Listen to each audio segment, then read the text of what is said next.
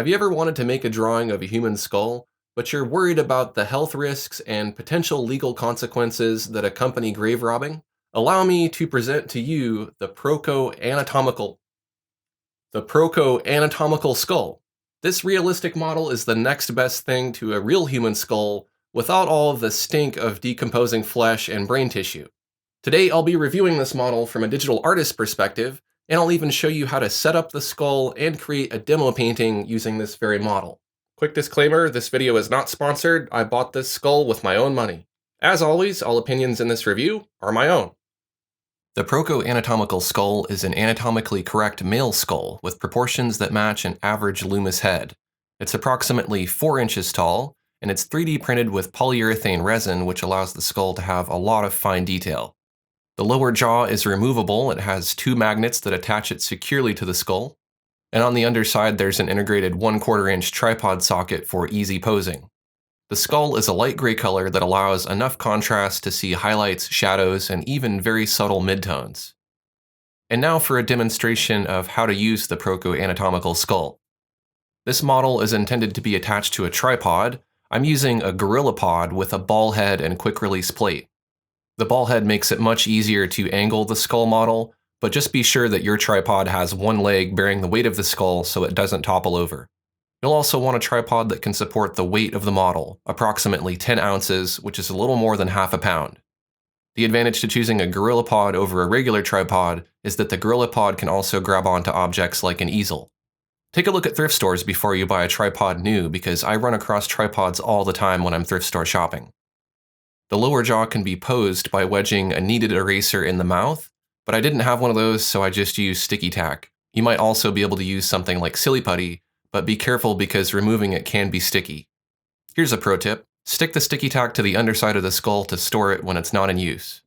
Once your skull is attached to a tripod and posed the way you like it, you'll want to go ahead and add some interesting lighting. I'm using an inexpensive LED accent lighting strip, and it allows me to use a standard white light, or I can toggle it to different colors. I just have the lights dangling from the tripod, but you might be able to find a more elegant solution, such as a tripod with an additional arm for mounting a light.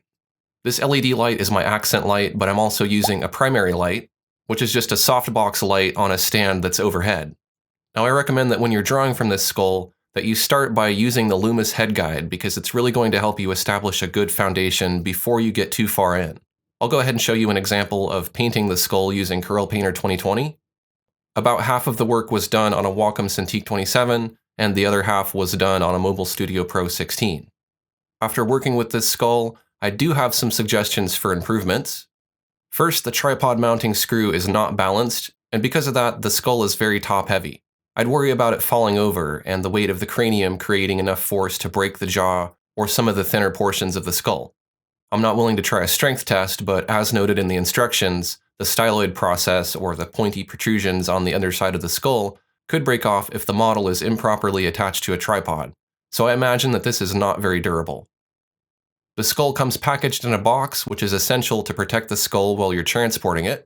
The box is rather large, so it might not be very portable. A more travel-oriented case would be a great accessory to offer. The Proko skull does not have a warranty, but you can return it within 30 days. Proko will send you a shipping label to return the skull, and once they receive your return, they'll issue you a full refund.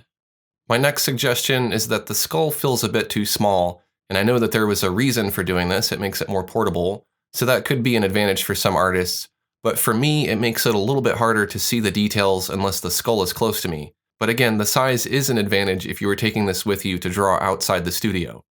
This model is priced at $85, which includes free shipping. It's more expensive than other skull models available online, but it's definitely more unique than the other options. While I think the accuracy of the underside of the skull is superb, it doesn't seem like it's all that useful for drawing faces, since these features are not visible on a face. The underside kind of feels like it's holding the model back because of how fragile the jaw and styloid process are. In my opinion, the underside would be more practical if it were optimized for long-term durability and stability of the model rather than maximum accuracy.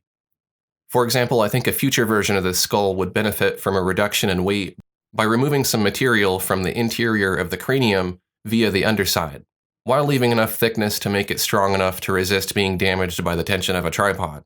A crossbar or similar reinforcement could also be added to the mandible, the lower jaw, to keep it from snapping under tension, and perhaps a feature could be added for posing the lower jaw.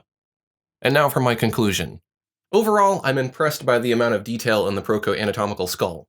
It's a great tool for studying the underlying features of the face, and it makes for a great reference while you're drawing. It could benefit from some improvements in regards to the stability and durability of the model, but those are minor gripes and the model does work as advertised. You can pick one of these up from Proko.com. I've also put a link in the description of this video. Coming up next is a tutorial I created on how to draw a skull, and feel free to check out some of my other digital art tutorials, and if you want to see this skull being drawn in real time, go on over to patreon.com/AaronRutton. Thanks for watching, and I'll see you next time.